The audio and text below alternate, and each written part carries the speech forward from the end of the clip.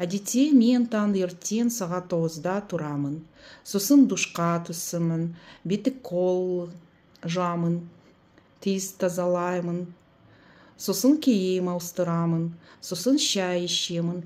Шайды сүтпен және булочкамен ішемін. Онда үйден шығамын. Сағат 10-да үйден жұмысқа машинамен, Маратпен бірге келемін.